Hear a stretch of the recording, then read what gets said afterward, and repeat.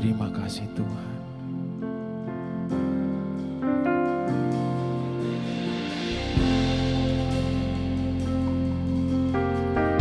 Kami hampiri tahta-Mu yang kudus Tuhan. Kami hampiri kemuliaan-Mu Tuhan. Kami mau tinggikan Engkau lebih lagi. Sebab Engkau Tuhan Yesus yang layak disembah. Engkau Tuhan Yesus yang layak ditinggikan.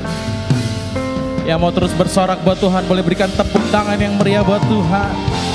Oh, haleluya.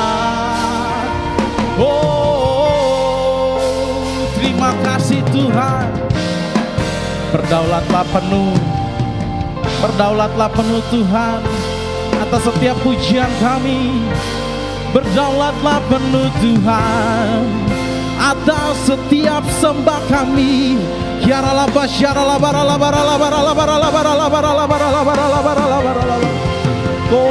la basyara na bayara la basyara la la la bara la bara la bara la bara la bara la bara la bara la bara la bara la bara la bara.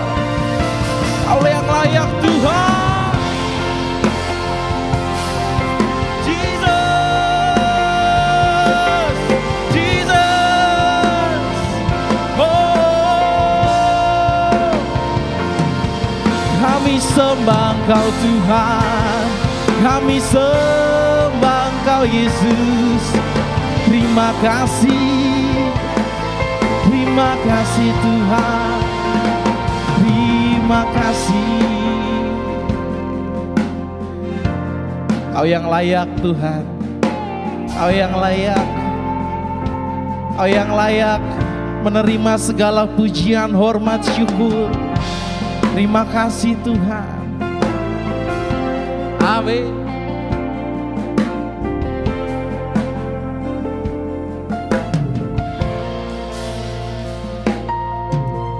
Kau pencipta hidupku, pemelihara jiwaku. Kau layak terima segala pujian, ku naikkan syukurku. Dengan syukur kami nyatakan, Kau pemilik hidupku.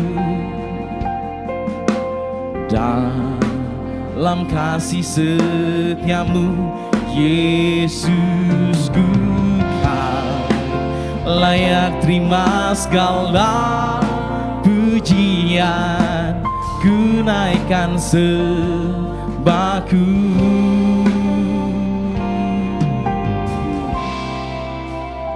Segala pujian dan syukur bagimu, Allah yang mulia, kuduslah namamu.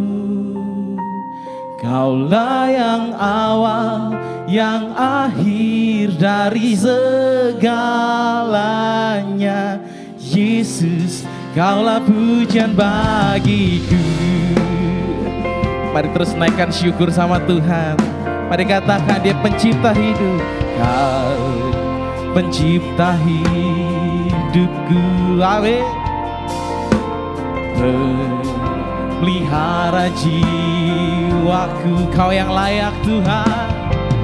Kau layak terima segala pujian, ku naikkan syukurku. Kau pemilik hidup kami Tuhan. Amin. Dalam kasih-Mu Tuhan, ini pujian kami. Amin. Layak terima segala pujian, ku naikkan sembahku. Segala pujian dan syukur bagimu, Allah yang mulia, kuduslah namamu. Kaulah yang awal, yang akhir dari segalanya. Yesus, Kaulah pujian bagi segala pujian dan syukur bagimu. Allah yang mulia, kami sembah Allah yang kudus, Allah yang awal, yang akhir dari segalanya. Yesus, Kaulah pujian bagi segala pujian dan syukur bagimu. Allah yang mulia, Engkau kudus, Engkau mulia Tuhan. Yang akhir dari segalanya. Yesus, Kaulah pujian bagiku. Kami sembah Engkau Tuhan, sebab Engkau yang layak Tuhan. Oh, ini setiap syukur kami Tuhan. Segala hormat, kemuliaan hanya bagi Yesus.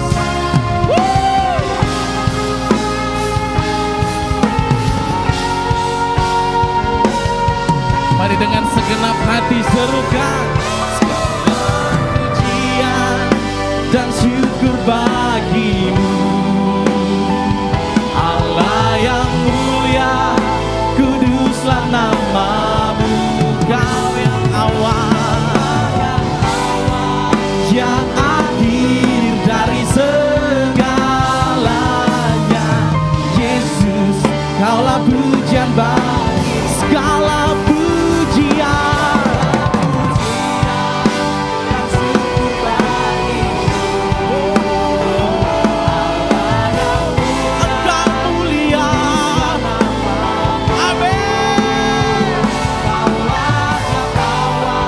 Yang akhir dari segalanya.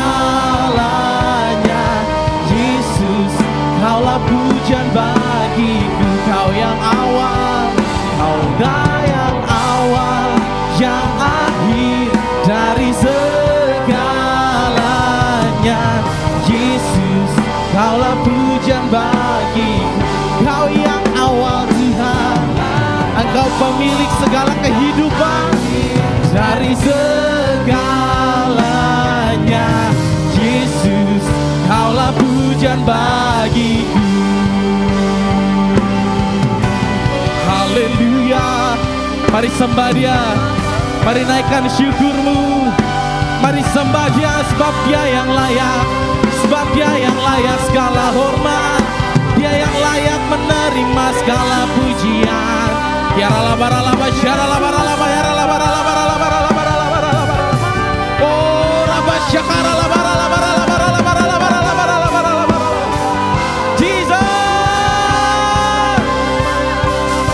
Ini kami Tuhan menaikkan syukur. Ini kami Tuhan menaikkan sembah kami.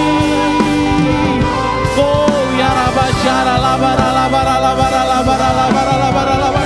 Mari terus sembah Dia, sembah Dia. Mari sembah Dia.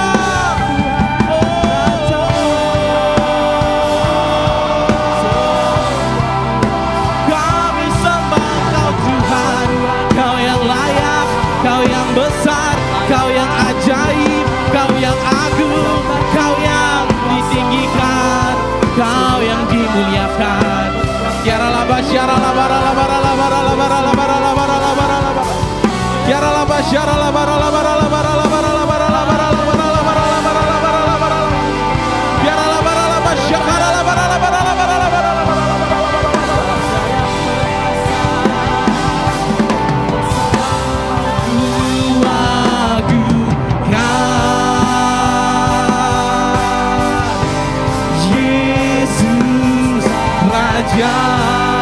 Dia berkuasa, yang berkuasa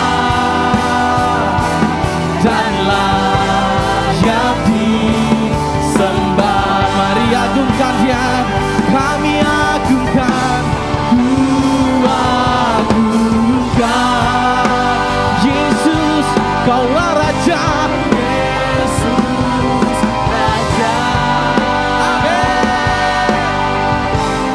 yang berkuasa dan layak disembah. Saya ajak kita untuk bangkit berdiri. Mari serukan Hosana. Ku nyanyi Hosana bagi Rajaku yang duduk di tahta. Aku muliakan dan ku agungkan, Kaulah yang mari lebih lagi nyanyi Hosana. Ku nyanyi Hosana bagi Rajaku yang Kaulah Raja Tuhan. Aku muliakan dan ku agungkan, Kaulah yang sebab Kau yang layak, Kaulah yang disembah, Kau yang layak, Kaulah yang disembah.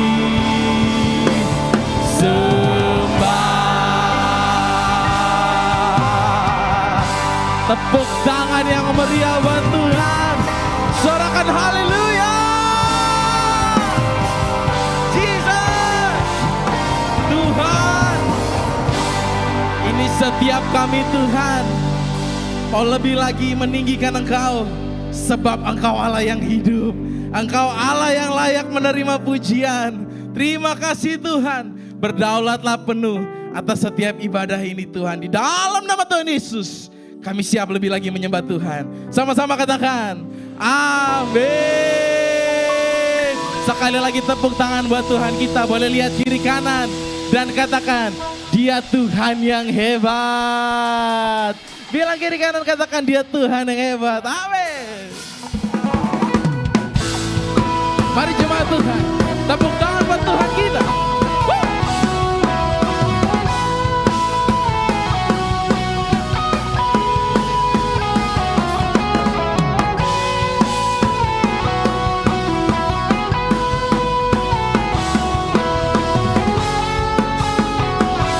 Mari umat pilihan Tuhan, sama-sama serukan.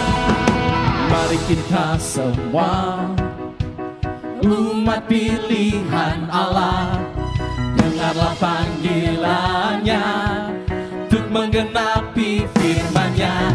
Sekaranglah waktunya untuk berdiri bagi bangsa ini.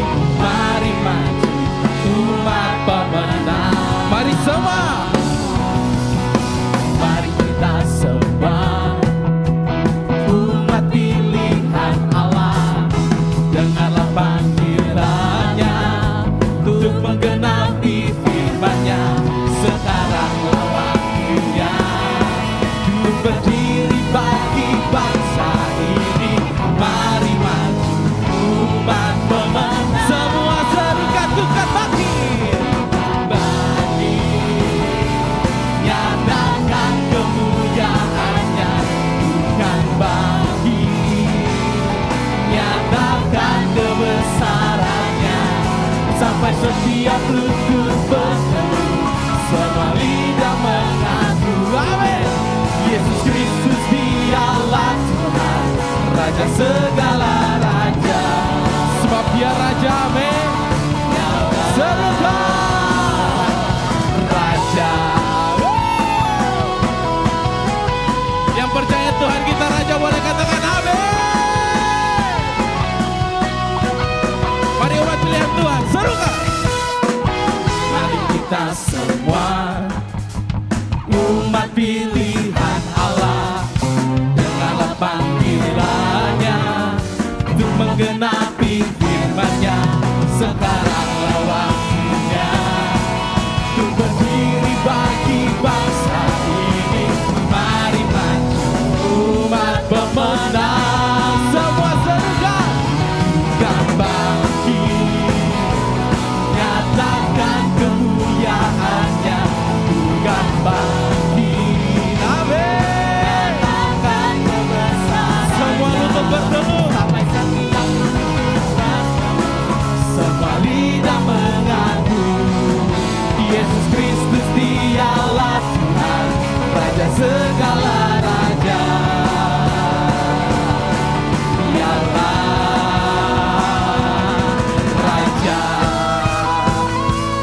Sebab Dia Tuhan yang hidup, sebab Dia Tuhan yang hebat. Yang percaya boleh katakan yes. Amin.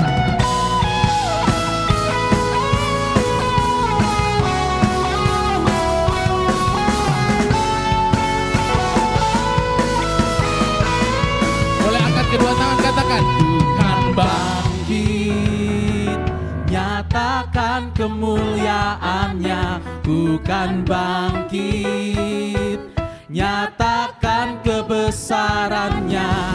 Sampai setiap lutut bertelut, semua lidah mengaku Yesus Kristus Dialah Tuhan, Raja segala raja. Dialah bukan bangkit, bukan bangkit, nyatakan kemuliaan-Nya. Bukan bangkit, nyatakan kebesaran-Nya. Sampai setiap lutut bertelut, semua lidah mengaku Dia Yesus Tuhan, Kristus Dialah Tuhan, Raja segala raja. Dialah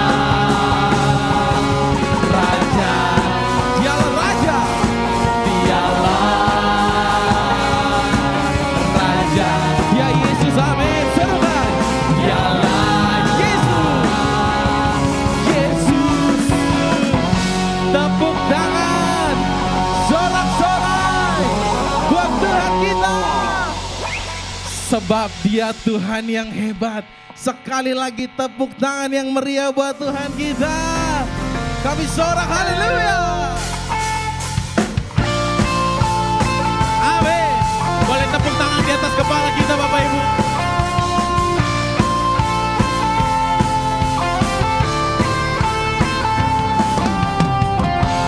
Yesus, Kau kekuatan di hidupku,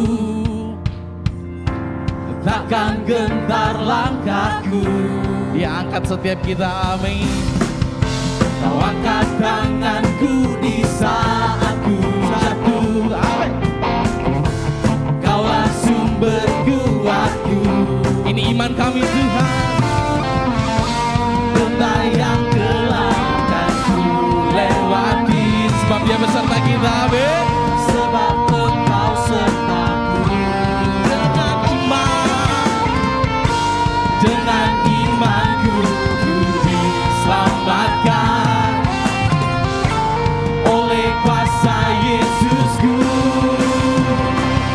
Angkat tanganku, ku sorakan haleluya. Namamu berkuasa, surga bumi nyatakan. Angkat tangan semua. Angkat tanganku, nyatakan Kau hebat. Allah yang perkasa, berkuasa selamanya.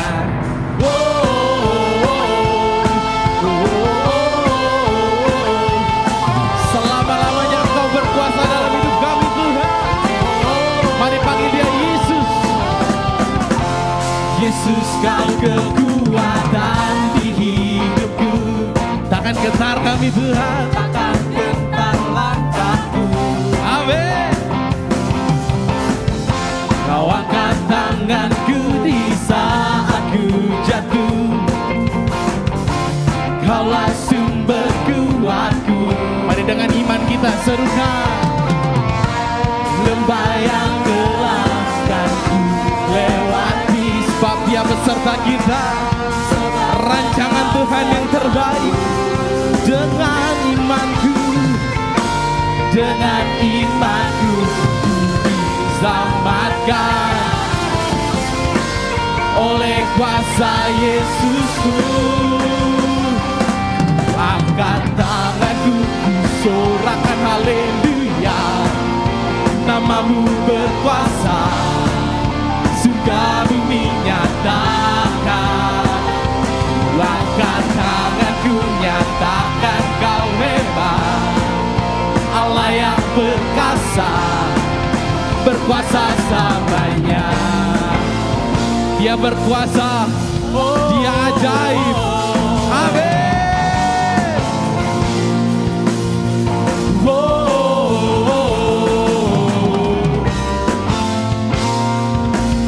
Mari sama-sama angkat kedua tangan, suruhkan. Ku angkat tanganku, ku sorakan haleluya.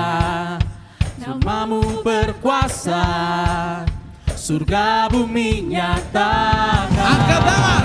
Ku angkat tanganku, nyatakan kau hebat, Allah yang perkasa, berkuasa. Sekali lagi. Yeah. Ku angkat tanganku, ku sorakan haleluya. Namamu berkuasa, surga bumi nyatakan. Ku angkat tanganku, nyatakan Engkau hebat, Allah yang perkasa, berkuasa selamanya.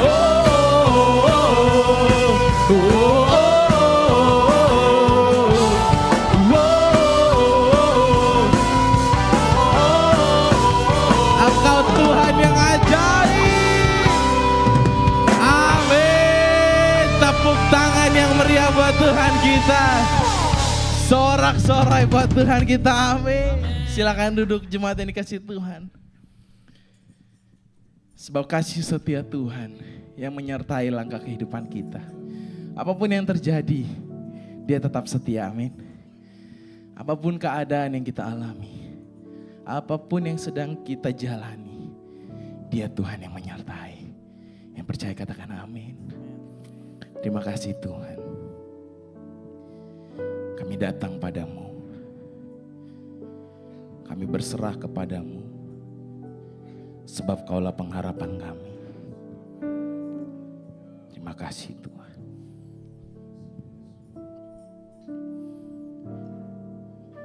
Ku datang padamu,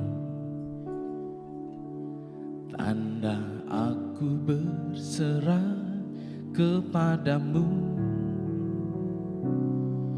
Oh Yesusku, Kau pengharapanku, sumber kekuatanku.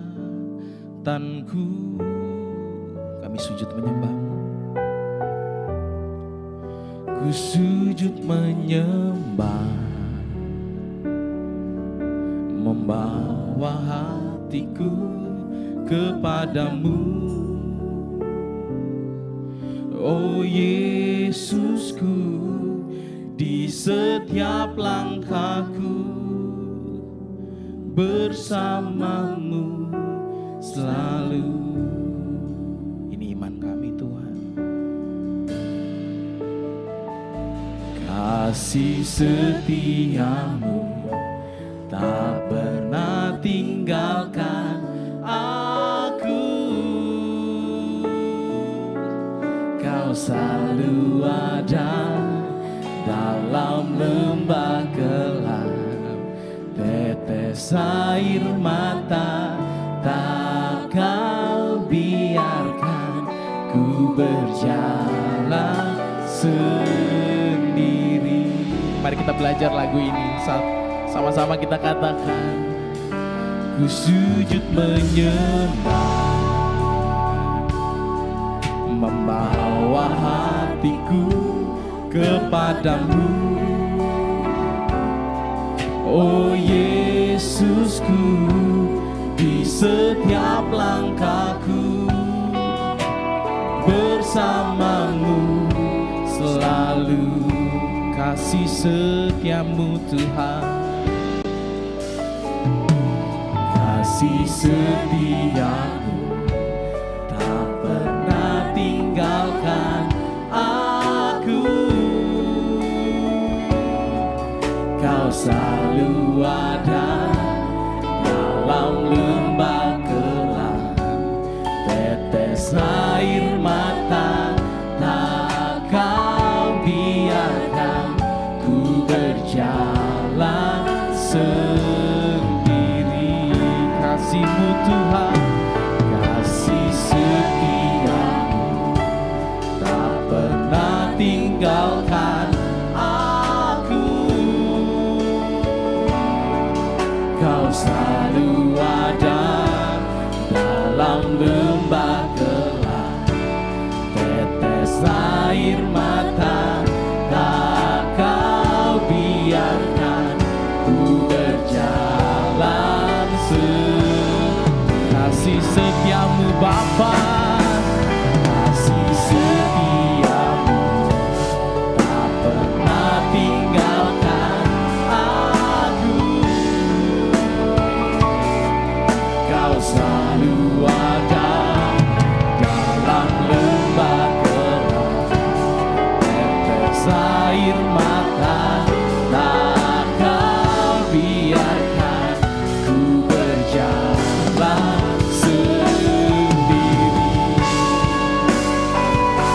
percaya Engkau Tuhan yang tak pernah membiarkan kami sendiri, sebab Kaulah pengharapan setiap kami Tuhan.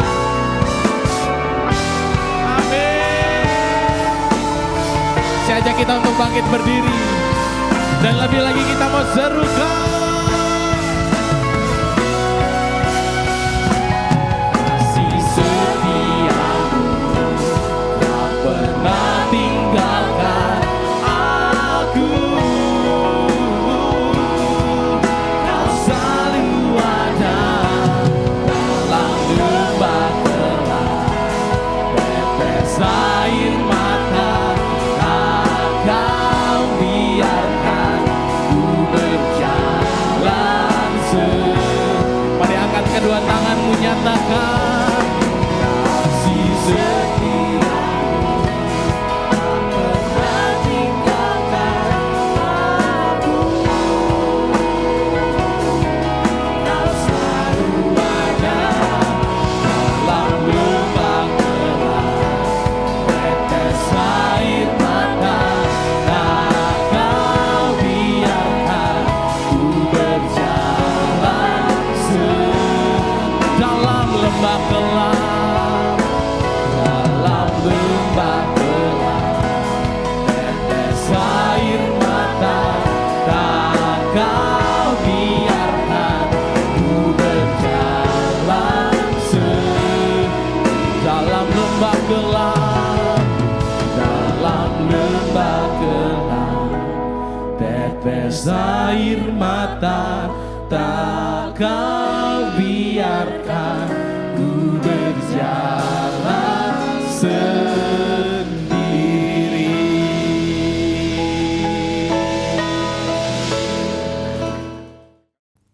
Shalom jemaat yang dikasihi Tuhan, senang sekali saya Pendeta Rubin Adi Abraham bisa melayani Anda di dalam ibadah ini. Hari ini saya akan menyampaikan khotbah pengajaran berjudul Apologetika Kristen. Apakah itu?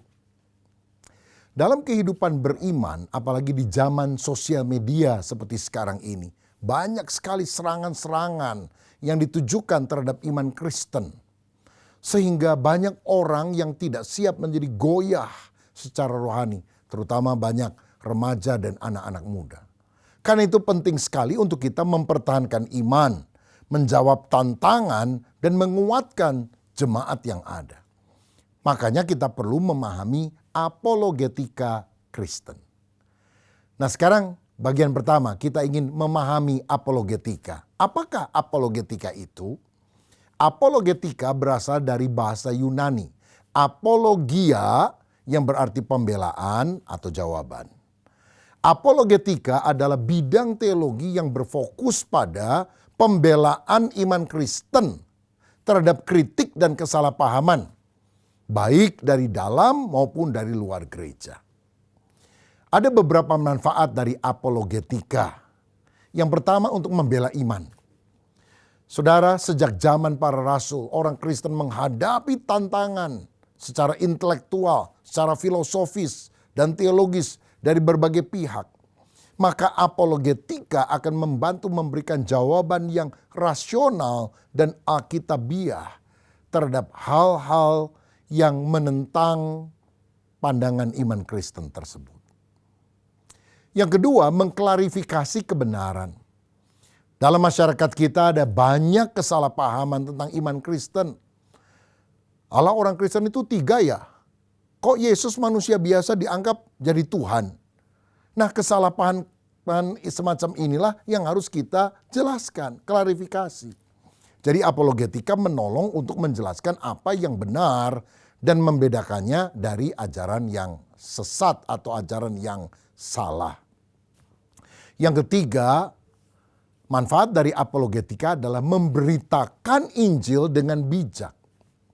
Dengan memahami keberatan orang-orang lain, apologet, yaitu orang yang melakukan apologetika, bisa menjadi jembatan untuk memperkenalkan Kristus dengan pendekatan yang lebih intelektual dan juga kontekstual. Dan yang keempat, untuk menguatkan iman orang Kristen. Apologetika akan menolong umat Kristen memahami dasar iman secara lebih mendasar. Jadi bukan hanya memberikan jawaban kepada orang luar. Kita juga kadang waktu baca Alkitab atau mendengarkan khotbah muncul pertanyaan-pertanyaan yang kritis, yang membutuhkan jawaban. Itu sebabnya kita harus studi teologi lebih mendalam, khususnya di bidang apologetika ini. Bagian berikut saya mau bahas tentang dasar Alkitab tentang apologetika. Saudara, saya mau katakan apologetika itu bukan teori teologi di zaman modern ini.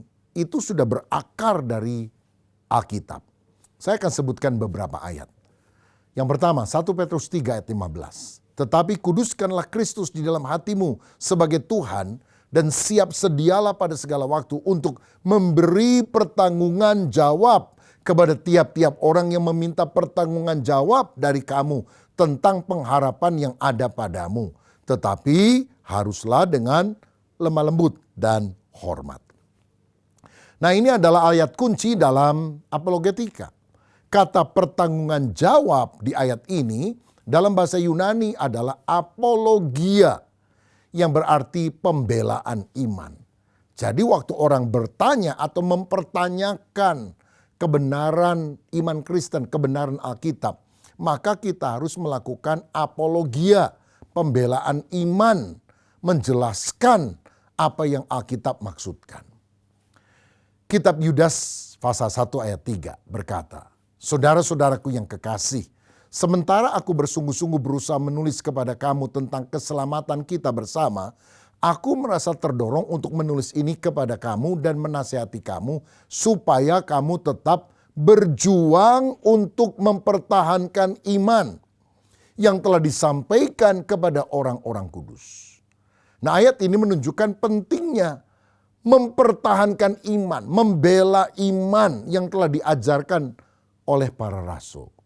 Maka dengan demikian apologia atau apologetika itu adalah sesuatu hal yang penting yang diajarkan di dalam kitab suci. Dalam Filipi 1 ayat yang ke-16 dikatakan aku ada di sini untuk membela Injil. Rasul Paulus menyebut bahwa salah satu tugasnya adalah untuk membela Injil. Berarti dia berapologetika kepada orang-orang yang menuduh iman Kristen itu salah. Dalam Kisah Para Rasul 17 ayat 2 dan 3, dikatakan seperti biasa Paulus masuk ke rumah ibadat itu.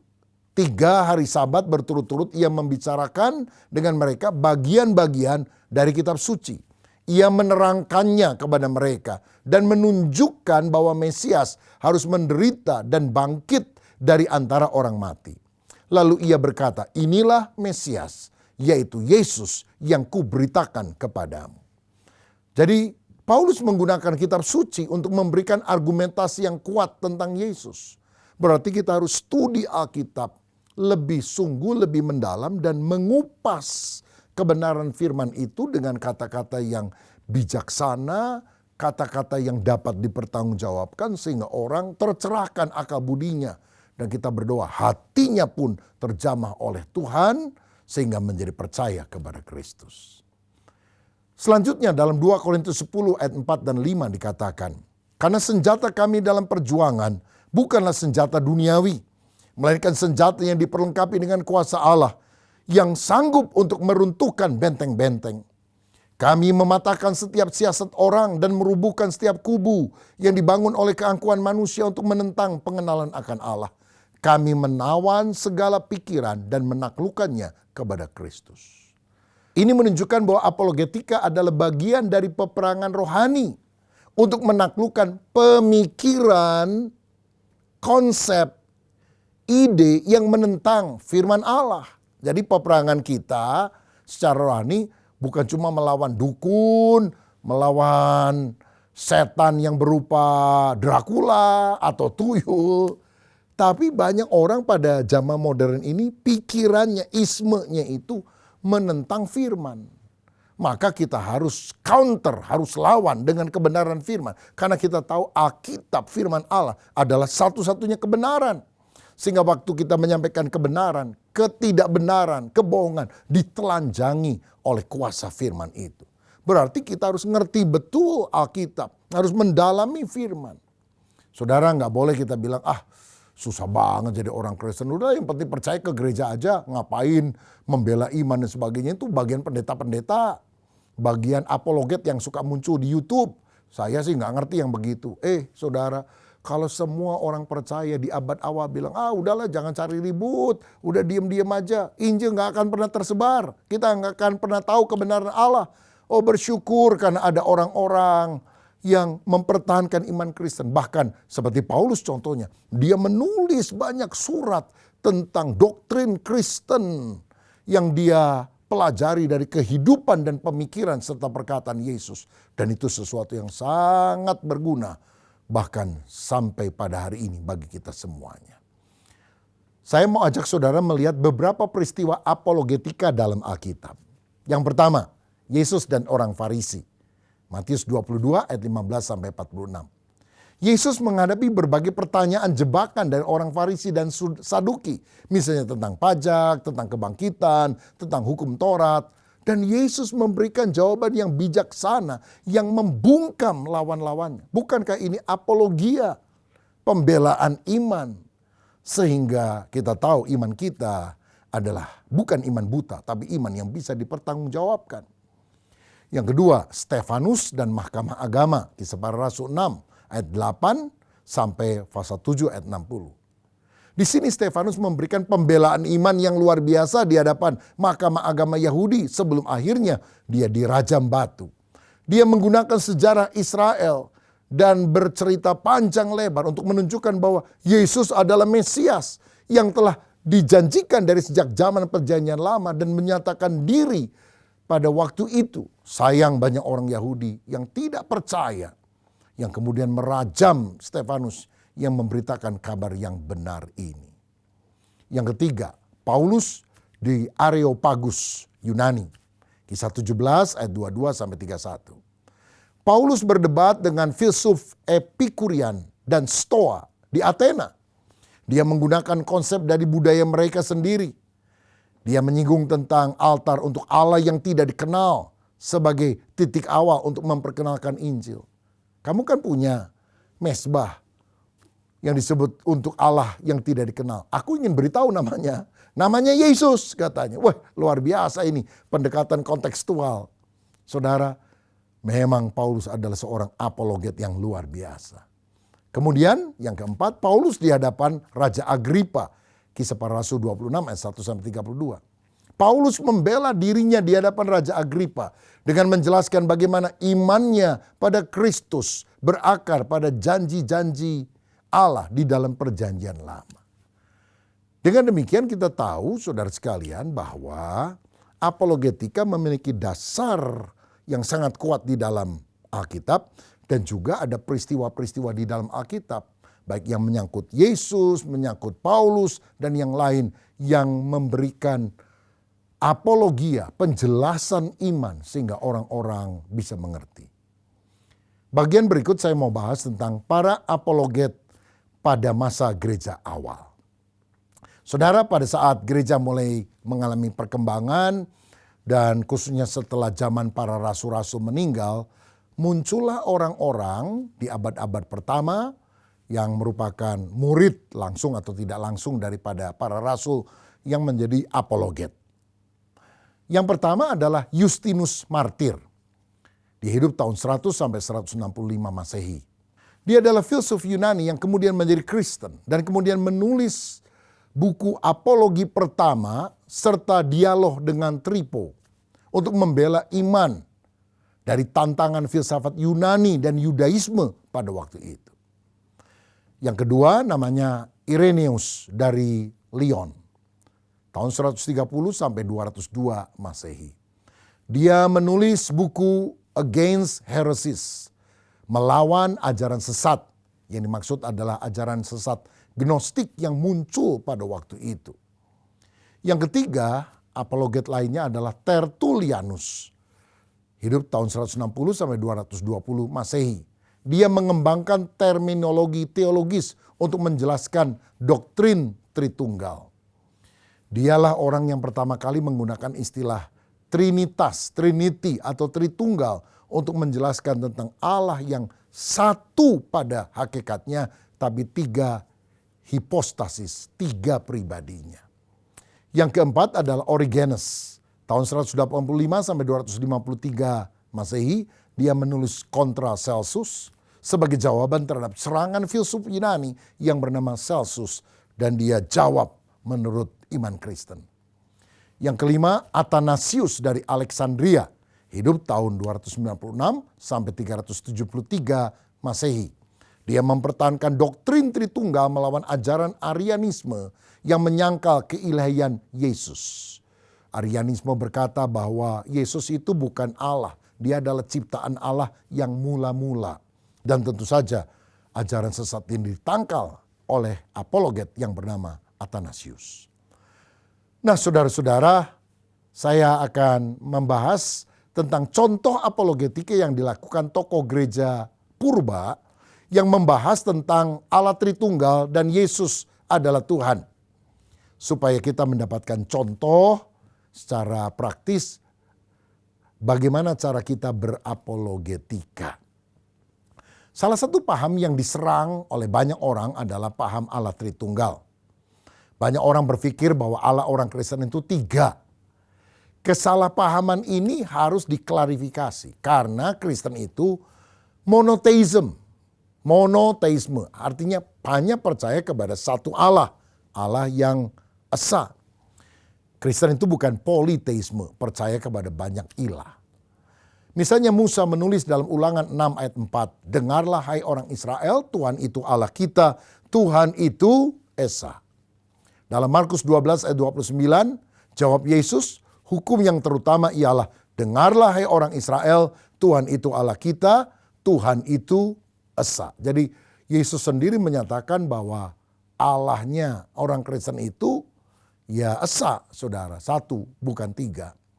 Paulus di 1 Timotius 2 ayat 5 berkata, karena Allah itu esa dan esa pula dia yang menjadi pengantara antara Allah dan manusia, yaitu manusia Kristus Yesus. Jadi kita tahu bahwa banyak tokoh Alkitab seperti Musa, Yesus, Paulus, dan yang lainnya mengatakan bahwa Allah itu esa adanya.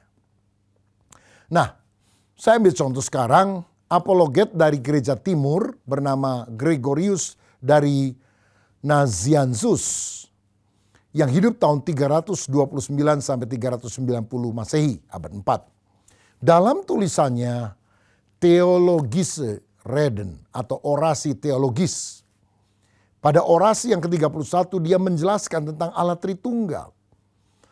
Yang intinya adalah dia percaya bahwa Bapa adalah asal mula yang tidak diciptakan. Lalu Anak, maksudnya Yesus, lahir dari Bapa sejak kekekalan, bukan diciptakan. Dia bersama-sama dengan Bapa dari sejak semula. Yang ketiga, Roh Kudus berasal dari Bapa dan diberikan melalui Anak. Tritunggal itu bukan tiga Tuhan, tetapi satu esensi, satu hakikat dengan tiga pribadi, hipostasis. Gregorius menggunakan analogi matahari.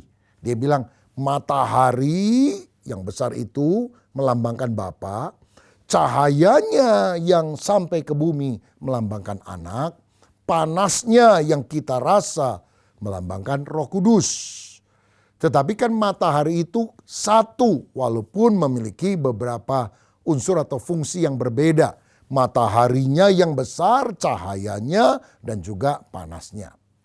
Mereka berbeda dalam fungsi tapi berasal dari satu sumber yang sama. Allah itu satu pada hakikatnya tetapi tiga pribadinya, Bapa, Putra, dan Roh Kudus. Saya garis bawahi bahwa tidak ada ilustrasi dari siapapun yang bisa menjelaskan secara sempurna tentang pribadi Allah yang sangat kompleks ini. Karena Allah kan tidak bisa dibandingkan dengan apapun, dengan benda, dengan manusia, dengan binatang, tetapi setidaknya kita memiliki jembatan berpikir melalui ilustrasi yang ada. Yang kedua adalah apologia tentang Yesus adalah Tuhan. Athanasius dari Alexandria menulis buku De Incarnatione yaitu tentang inkarnasi pada tahun 318 Masehi. Di mana dia menjelaskan bahwa hanya Allah yang bisa menyelamatkan manusia dari dosa. Dan jika Yesus bukan Allah, maka penebusannya tidak sempurna. Karena Allah lah yang datang dalam rupa manusia untuk menebus manusia dari dosanya. Alkitab menyatakan bahwa Yesus adalah firman yang menjadi manusia. Yohanes 1 ayat 1, pada mulanya adalah firman, firman itu bersama-sama dengan Allah, dan firman itu adalah Allah. Lalu ayat 14, firman itu telah menjadi manusia. Itulah Yesus Kristus. Allah yang datang dalam rupa manusia, atau perkataan Allah, kalam Allah, logos, firman Allah yang menjadi manusia. Dalam perjanjian lama hanya Allah yang disembah. Tapi dalam perjanjian baru, Yesus ternyata menerima penyembahan dari manusia tanpa menolaknya. Misalnya dalam Matius 28 ayat 9, dia menerima penyembahan dari muridnya. Yohanes 20 ayat 28, Thomas berkata, "Ya Allahku, ya Tuhanku," sambil tersungkur. Dan Yesus menerima penyembahan itu. Ini menunjukkan Yesus adalah Allah. Lagi pula Yesus pernah berkata dalam Yohanes 10 ayat 30, "Aku dan Bapa adalah satu." Satu apanya? Satu hakikatnya. Athanasius berdebat melawan Arianisme yang menganggap Yesus sebagai makhluk ciptaan. Ia membela ajaran bahwa Yesus adalah sehakikat dengan Bapa. Homoousios to patri. Sebagaimana ditegaskan dalam kredo atau pengakuan iman Nikea tahun 325 Masehi yang dipegang oleh gereja-gereja sampai hari ini tentang Allah Tritunggal dan tentang Yesus yang sehakikat dengan Bapa. Nah, pada bagian terakhir ini saya menjelaskan bagaimana kita bisa menjadi seorang apologet. Yang pertama, kita harus membangun fondasi rohani. Harus berdoa dengan rutin, beribadah dengan setia, minta hikmat dari Roh Kudus, punya kehidupan yang selaras dengan ajaran Kristus. Paulus pernah menasihati Timotius, awasilah dirimu dan awasilah ajaranmu. Dia tidak bilang awasilah ajaranmu, awasilah dirimu. Sebab banyak orang ajarannya pinter, ngomongnya, debatnya hebat, tapi hidupnya kacau. Tentu ini bukan ciri seorang apologet yang baik. Saudara sekalian, fondasi rohani atau spiritual formation ini sangat penting agar apologetika tidak hanya menjadi sekedar perdebatan intelektual, diskusi yang hanya menyangkut masalah akal, tetapi menjadi alat untuk membawa orang untuk percaya kepada Yesus. Banyak orang menang debat tapi kehilangan jiwa. Lebih baik kita memenangkan jiwa orang lebih daripada memenangkan debat. Yang kedua, kita harus mendalami Alkitab. Memahami doktrin Kristen secara mendalam seperti Tritunggal, keselamatan, kebangkitan Kristus, dan lain-lain. Kita harus mempelajari konteks sejarah dan kalau bisa kita meneliti bahasa asli Alkitab, Ibrani dan Yunani. Yang ketiga, kita mengenal tantangan terhadap iman Kristen. Kita perlu memahami argumen ateisme, agnostisisme, kemudian agama yang lain, Islam, Hindu, Buddha, dan sebagainya, dan ideologi sekuler yang ada di sekitar kita. Mempelajari pandangan dunia, worldview yang berbeda, itu sangat penting agar kita bisa menanggapinya dengan bijaksana. Yang keempat, latihan dan diskusi. Bergabunglah dalam komunitas apologetika atau forum-forum diskusi.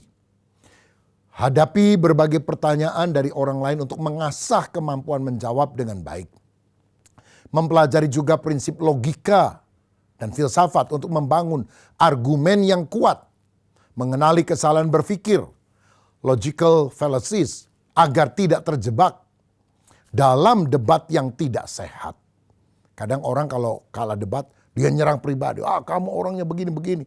Padahal yang harus dibicarakan itu pendapatnya, pandangannya, bukan membunuh karakter orangnya. Yang kelima, kita harus menggunakan argumentasi logis berdasarkan kasih. Inilah cara yang digunakan Yesus dan para rasul. Keterampilan komunikasi seperti ini perlu dikembangkan. Apologetika bukan sekedar memenangkan argumen, tapi juga menyentuh hati orang. Jangan menghina orang. apologetika. Bukan hanya tentang menang debat, tapi membawa orang kepada kebenaran dengan cara yang lemah lembut. Dan itulah yang kita harus kembangkan. Jangan kasar, jangan maki-maki orang, jangan menggunakan kata-kata yang tidak pantas. Tapi dengan lembah lembut, dengan hati nurani yang murni. Supaya orang yang menentang Injil pada akhirnya dijamah. Kalau mereka melihat betapa salehnya kehidupan kita yang membawa kabar baik Injil kepada mereka.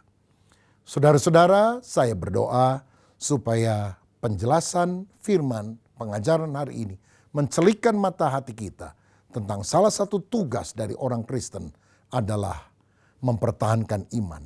Kita juga berdoa untuk para apologet yang seringkali muncul dalam diskusi-diskusi supaya mereka mendapatkan hikmat dari Tuhan dan juga berkata-kata dengan kasih agar mereka bisa memenangkan lebih banyak jiwa bagi Yesus Kristus. Dan kita doakan seringkali mereka diserang, diintimidasi, minta diproteksi oleh kuasa Tuhan agar mereka juga bisa menyampaikan kebenaran. Dan orang seharusnya tidak memusuhi mereka. Sebab apakah dengan menyampaikan kebenaran aku adalah musuhmu? Seharusnya dengan menyampaikan kebenaran banyak orang bisa percaya kepada kebenaran firman dan Yesus sendiri yang adalah jalan, kebenaran, dan hidup. Mari kita berdoa. Bapa, terima kasih buat pengajaran firman-Mu. Kami sadar bahwa banyak hal yang kami belum pahami dalam kitab suci. Tapi biar ini mendorong kami bukan hanya membaca, tapi mendalaminya lebih seksama. Sebab dengan demikian kami bisa menjelaskan kepada banyak orang. Ada banyak kesalahpahaman di luar. Biarlah Engkau memampukan kami dengan hikmat Allah. Memberikan klarifikasi, penjelasan. Bukan hanya untuk memuaskan intelektual mereka. Tapi untuk menuntun orang mengenal Kristus. Membawa mereka pada keselamatan sejati. Berkat-Mu atas kami dalam nama Tuhan Yesus Kristus. Amin. Tuhan Yesus memberkati. Mari Bapak Ibu kita satukan hati kita dan kita berdoa. Kami bersyukur, berterima kasih ya Bapa kami. Kau hari ini kami bisa kembali untuk beribadah kepada-Mu. Terima kasih kau hari ini kami diingatkan bahwa kami harus membuat tempat yang nyaman buat Engkau di dalam hati kami. Dan kami percaya Tuhan ketika Engkau menguasai seluruh ruangan di dalam hati kami. Kami percaya Tuhan Engkau akan mengalahkan setiap sakit hati, Kau akan mengalahkan setiap luka batin maupun juga setiap monster yang ada di dalam hati kami. Kami percaya Tuhan karena kami percaya Engkau Allah yang penuh kasih dan Engkau yang menjamah dan menyembuhkan dan Engkau Allah yang penuh kuasa, tidak ada yang mustahil bagi Engkau. Bapa, kami bersyukur, berterima kasih hari ini kami berdoa buat gereja kami, Engkau memberkati Tuhan mulai dari gembala senior kami sampai juga kepada seluruh pelayan-pelayan Tuhan, Engkau memberkati kami. Berikan kami hati Tuhan yang selalu ingin melayani Engkau dan menyenangkan hati-Mu. Kiranya mau para gembala kami Tuhan, Engkau memberikan satu arah yang jelas sehingga membawa jemaat-jemaat ini kepada satu arah, yaitu sesuai dengan kehendak-Mu. Bapak, kami berdoa buat negara dan bangsa kami Tuhan. Kami berdoa Tuhan, kiranya Tuhan Kau yang menolong Tuhan. Begitu banyak tantangan ke depan yang akan dihadapi bangsa kami. Kami percaya Tuhan hati-Mu ada di bangsa ini. Kami percaya Tuhan Kau akan menolong kami. Kau akan memulihkan bangsa kami. Kau akan memulihkan setiap kondisi perekonomian, kondisi sosial yang mungkin saat ini tidak menentu. Kami percaya Tuhan Kau yang akan melawat seluruh jiwa yang ada di Indonesia. Terima kasih Bapa. Kami berdoa Tuhan agar Tuhan Kau yang selalu memberkati jemaat-Mu yang hadir di tempat ini. Karena kami percaya Tuhan ketika kami datang tadi dan ketika kami akan pulang ini Tuhan, kami membawa sesuatu perubahan di dalam hidup kami. Dan kami percaya Tuhan akan selalu menolong kehidupan kami. Apapun yang kami hadapi, kami percaya Tuhan ada bersama kami. Sehingga setiap jalan-jalan yang tertutup akan terbuka. Setiap sakit penyakit Tuhan akan sembuhkan. Di dalam nama Tuhan Yesus Kristus.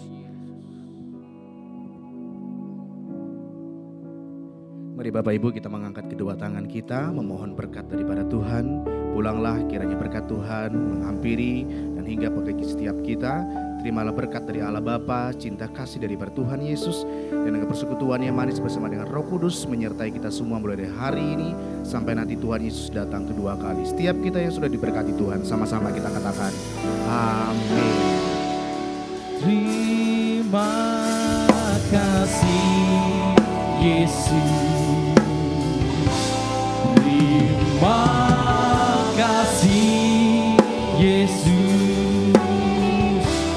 Puji syukur hanya bagimu ya Allahku, ya Tuhanku. Terima kasih Yesus. Terima kasih Yesus. Puji syukur hanya bagimu. Terima kasih Yesus.